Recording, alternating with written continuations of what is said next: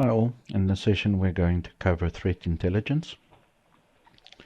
It can be accessed by going to the threat intel menu on the left hand side. When you have a fresh cluster, this will all be empty. This is just an example of what your feeds will look like once you start ingesting. The first step would be to actually set up your feeds to ingest.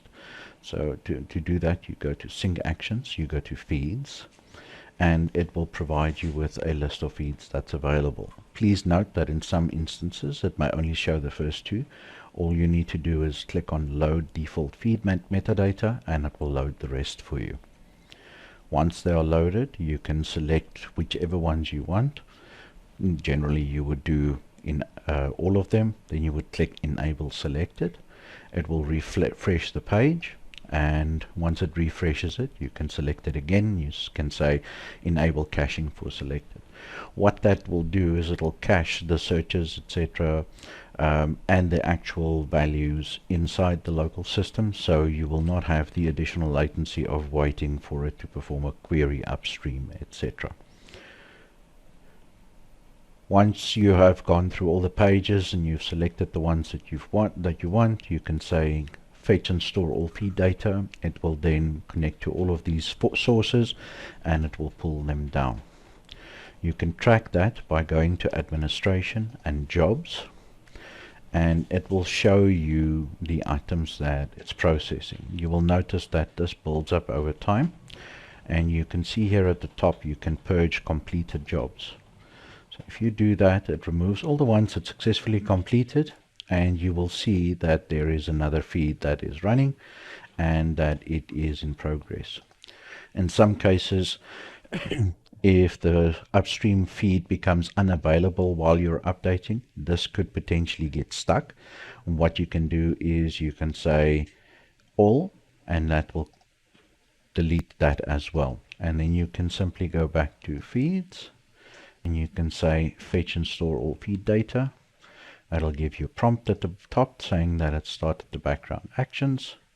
You can go back to jobs and it'll show you all the items that are queued.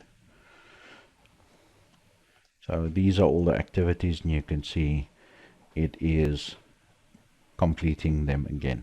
So it'll redo those. If you want to automate feed pulling, you can go here and you can go to schedule tasks, and you can set the frequency in hours. So fetch feeds, cache feeds, push all, pull all, cache exports. The push all is if you choose to upload the items that you have created yourself inside the intelligence feed. So you can add additional events in here based on your incident response and how you've documented everything, but that is completely voluntary. It is not required. So you don't need to set the push all. The pull all you can enable. That'll pull all the feeds that you've enabled at a specific interval. The suggestion is, because these services are free, it is generally polite not to pull them constantly. The recommendation is to set these to maybe once a week or once every 48 hours, etc., and so on.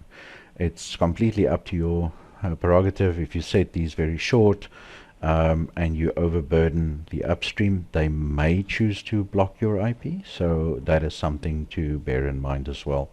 That is something that a lot of open source feeds do if people are overburdening their system from a single IP address.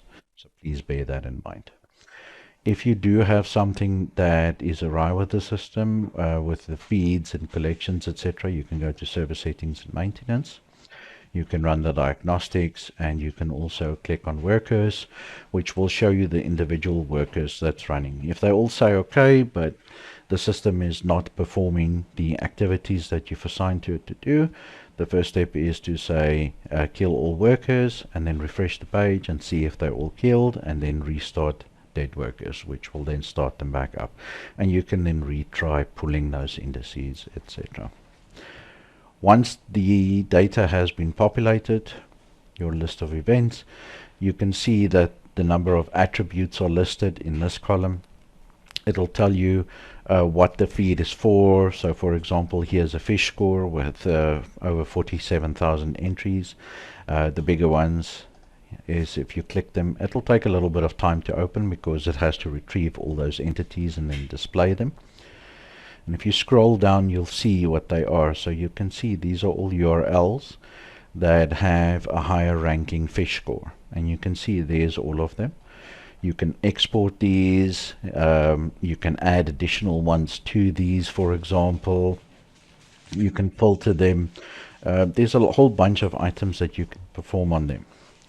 The reason these feeds are so important is because they tie into your threat analysis, which will then allow your incident response to actually demonstrate if something has been found in any of these sources, etc. That's part of your enrichment from the incident response.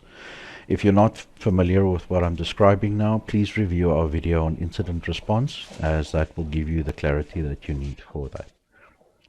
For the most part, the system will just run after you've completed your initial setup steps. Just keep an eye on your feeds to make sure that they're up to date. So you can click on the date column and it'll show you the last updates. And if you do it again, it'll show you the oldest update. So that's when this entry was created. But if you go into it, you may see that there's individual items that were updated into that entry after the original creation. So bear that in mind as well. And that pretty much covers your threat intelligence feeds.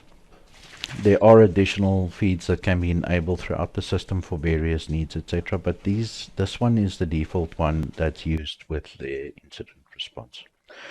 I hope you found this useful and enjoy the system.